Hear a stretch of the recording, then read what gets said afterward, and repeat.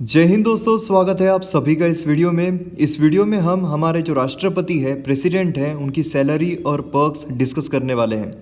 उसी के साथ साथ रिटायरमेंट के बाद इन्हें कौन कौन से पर्क्स मिलते हैं वो भी हम इस वीडियो में डिस्कस करेंगे। काफ़ी इंटरेस्टिंग वीडियो है, आप बने रहिए मेरे साथ। इस वीडियो को आपके सामने प्रेजेंट करूंगा मैं, मयूर मोगरे। आप मुझे फेसबुक पर, इंस्टाग्राम पर फॉलो कर सकते हो। आपकी कोई भी क्वेरीज है तो आप मैसेज कर सकते हो। उसी के साथ साथ अभी रिसेंटली मैंने ट्विटर अकाउंट भी ओपन किया है, तो आप मुझे ट्विटर पर भी फॉलो कर सकते हो। उस पर मैं इंटरेस्टिंग आर्टिकल जो है वो शेयर कर दिया करता हूँ, उस पर आपको वीडियो अपडेट्स भी मिल जाएंगे। उसी के साथ साथ आप मुझे टेलीग्राम पर भी फॉलो कर सकते हो, लिंक सभी की डिस्क्रिप्शन में दी हुई है। अब देखिए, प्रेसिडेंट ऑफ इंडिया, हमारे जो राष्ट्रपति है, उन्हें फर्स्ट सिटीजन ऑफ इंडिया कहा जाता है। और ये क्या नॉमिनेटेड होते हैं, मतलब कोई उन्हें नॉमिनेट करता है हमारे राष्ट्रपति को? तो जी नहीं, वो इलेक्टेड होते हैं। इलेक्शंस के द्वारा हमारे जो राष्ट्रपति है वो चुने जाते हैं। तो अब राष्ट्रपति बनने के लिए क्वालिफिकेशंस क्या लगती है? अब देखिए, ऑलरेडी मैंने जो प्रेसिडेंट वीडियो है पॉलिटी का उसमें डिस्कस किया हुआ है, लेकिन फिर से एक बार मैं आपको बता देता हूँ, जिससे थोड़ी बहुत आपको नॉलेज आ जाए कि हमारे जो राष्ट्रपति है उनकी क्वालिफिकेशन क्या होती है, कौन उन्हें चुन कर देते हैं। तो एक लिंक बन जाती है, फिर जो सैलरी एंड पर्क्स है उसमें काफ़ी इंटरेस्ट आ जाता है। अब जो क्वालिफिकेशन होती है हमारे राष्ट्रपति की, वो ये है कि वो सिटीजन रहना चाहिए भारत के। ऑब्वियस है कि भारत के राष्ट्रपति है तो भारत के सिटीजन रहना ज़रूरी है। उसी के साथ साथ 35 ईयर्स ऑफ एज जो है वो उन्होंने कंप्लीट कर लेनी चाहिए। उसी के साथ साथ वो लोकसभा के लिए क्वालिफाइड रहना चाहिए, और वो कोई भी ऑफिस ऑफ प्रॉफिट होल्ड नहीं करना चाहिए। ऑफिस ऑफ प्रॉफिट आप सभी को पता होगा, अगर एक इंसान सरकार के 2 ऑफिस से सैलरी उठाते हैं तो उसे ऑफिस ऑफ प्रॉफिट कहा जाता है। तो राष्ट्रपति ऑफिस ऑफ प्रॉफिट हेल्ड नहीं करना चाहिए। अब ये तो हो गई क्वालिफिकेशंस। तो इस क्वालिफिकेशंस के हिसाब से मुझे आप बताइए, अगर डोनाल्ड ट्रंप बोलते हैं कि मुझे भारत का राष्ट्रपति बनना है, तो क्या वो बन सकते हैं? नहीं बन सकते, क्योंकि वो भारत के सिटीजन नहीं है। तो अब ये तो हमने देख लिया कि क्वालिफिकेशंस क्या है। उसी के साथ साथ हमने ये भी देखा कि जो हमारे राष्ट्रपति होते हैं वो इलेक्ट किए जाते हैं। तो उन्हें इलेक्ट कौन करता है? क्या हम उनके लिए वोट करते हैं कि कौन हमारा राष्ट्रपति रहने वाले हैं? तो जी नहीं। तो अगर हम आर्टिकल 54 देखते हैं हमारे संविधान का, हमारे कॉन्स्टिट्यूशन का, तो उसमें कहा गया है कि हमारे जो राष्ट्रपति है वो इलेक्ट किए जाएंगे बाय द इलेक्टोरल कॉलेज। अब ये जो इलेक्टोरल कॉलेज है ये राष्ट्रपति के लिए वोट करेंगे। अब ये इलेक्टोरल कॉलेज ये कौन होते हैं? तो ये होते हैं इलेक्टेड मेंबर ऑफ लोकसभा के जो इलेक्टेड मेंबर है, उसी के साथ साथ राज्यसभा के जो इलेक्टेड मेंबर है, और उसी के साथ साथ मेंबर ऑफ लेजिस्लेटिव असेंबली, मतलब जो स्टेट में लेजिस्लेटिव असेंबलीज होती है उसके जो मेंबर्स होते हैं वो भी इसमें शामिल होते हैं। और यहाँ पर आप ध्यान दीजिए, 2 ऐसी यूनियन टेरिटरीज है जहाँ पर हमें लेजिस्लेटिव असेंबली देखने को मिलती है। वो कौन से हैं? तो दिल्ली और पुदुचेरी। तो वहाँ के भी जो मेंबर ऑफ लेजिस्लेटिव असेंबली रहेंगे वो भी यहाँ पर वोट कर सकते हैं, वो भी इलेक्टोरल कॉलेज में शामिल रहेंगे। तो ये लोग राष्ट्रपति को वोट कर सकते हैं। तो अब इलेक्शन की प्रक्रिया क्या होती है ये मैंने ऑलरेडी आपको प्रेसिडेंट चैप्टर में पढ़ाया हुआ है, तो आपने अगर वो वीडियोस नहीं देखे हैं तो ज़रूर देखिए, क्योंकि हर सिटीजन को ये पता रहना चाहिए कि हमारा राष्ट्रपति जो है उनका क्वालिफिकेशन क्या है, उसी के साथ साथ उन्हें कौन वोट करता है और वो किस तरीके से चुनकर आते हैं। तो उसकी जो लिंक है वो भी आपको डिस्क्रिप्शन में नजर आएगी, आप ज़रूर देखिए वो वीडियो। तो अब ये सब इलेक्शन प्रोसेस के बाद हमारे जो राष्ट्रपति है वो चुने जाते हैं। तो अब हम आते हैं मेन मुद्दे पर, जो कि है सैलरी एंड पर्क्स। तो अब सैलरी कितनी होती है राष्ट्रपति की? देखिए, अगर हम 1 साल 2 साल पहले की बात करते हैं तो सैलरी थी राष्ट्रपति की वो 1.5 लाख रुपए पर महीना थी। लेकिन अब जो सैलरी है हमारे राष्ट्रपति की वो बढ़ाकर कर दी गई है 5 लाख रुपए पर मंथ। जी हाँ, हमारे जो राष्ट्रपति है उनकी सैलरी है 5 लाख रुपए पर मंथ।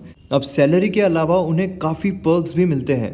अब वो पर्क्स कौन कौन से हैं तो वो हम जानने की कोशिश करते हैं। सबसे पहला तो है कि उन्हें राष्ट्रपति भवन मिलता है, जो कि एक यूनिक लोकेशन पर है और बेस्ट प्लेस है, one of the best place in the world. Rashtrapati Bhavan अपने आप में बहुत ही शानदार है, काफ़ी बड़ा है। और अगर हम आज़ादी के पहले की बात करते हैं तो इसे वॉइसरॉयज हाउस कहा जाता था, और ये काफ़ी बड़ा है, काफ़ी सारे रूम्स यहाँ पर है, 750 स्टाफ से ज़्यादा यहाँ पर इसकी स्ट्रेंथ है। और ऐसा भी कहा जाता है कि जो राष्ट्रपति भवन है वो सेकेंड लार्जेस्ट प्रेसिडेंशियल पैलेस है इन दी वर्ल्ड। पहला क्विरिनल पैलेस रोम में जो है उसे कहा जाता है।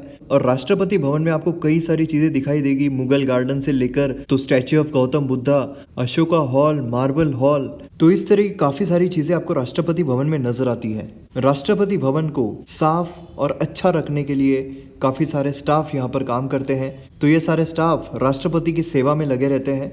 उसी के साथ साथ अगर हम देखते हैं तो सेक्रेटरियल स्टाफ भी यहाँ पर राष्ट्रपति को मिलता है। सेक्रेटरियल स्टाफ यहाँ पर राष्ट्रपति के जो भी काम चलते हैं उसमें हेल्प करते हैं, उसमें अपना हाथ बटाते हैं। और राष्ट्रपति को अगर किसी भी चीज़ पर एक्सपर्ट एडवाइस चाहिए होती है तो यहाँ पर काफ़ी एक्सपर्ट्स होते हैं जो अपनी राय यहाँ पर राष्ट्रपति को देते हैं, उसके मुताबिक राष्ट्रपति अपना काम करते हैं। उसी के साथ साथ राष्ट्रपति को फ्री ट्रैवल कहीं पर भी दुनिया में मिलता है, मतलब राष्ट्रपति दुनिया में कहीं पर भी जा सकते हैं और उसके लिए उन्हें पैसे नहीं देने पड़ते हैं अपने जेब से। जो उन्हें 5 लाख पर मंथ मिल रहे हैं उसमें से एक भी रुपया उनका कहीं पर भी खर्च नहीं होता है। अगर वो प्राइवेटली अपने कपड़े खरीद रहे हैं या फिर कुछ काम कर रहे हैं तो वहीं पर सिर्फ उनके जो पैसे हैं वो खर्च होंगे, लेकिन बाकी अगर कहीं पर भी हम ऑफिशियल तौर से देखते हैं तो कहीं पर भी राष्ट्रपति को पैसा नहीं देना पड़ता है, भले ही वो ट्रैवलिंग हो, भले ही वो खाना हो या कुछ भी हो। और इन एडिशन टू 5 लाख राष्ट्रपति को ऑफिस एक्सपेंसेस भी मिलते हैं 60,000 पर मंथ तक के। अब ऑफिस एक्सपेंसेस कुछ भी हो सकते हैं, प्रिंट निकलवाना, जेरोक्स निकलवाना, खैर ये तो ऑफिस एक्सपेंसेस में गिने भी नहीं जाते होंगे, लेकिन ऑफिस एक्सपेंसेस जो भी होते हैं उसके लिए राष्ट्रपति को 60,000 पर मंथ भी मिलते हैं। उसी के साथ साथ हाईएस्ट सिक्योरिटी हमारे देश में राष्ट्रपति को दी जाती है, जहाँ पर उनके साथ काफ़ी सारे बॉडीगार्ड्स तैनात रहते हैं।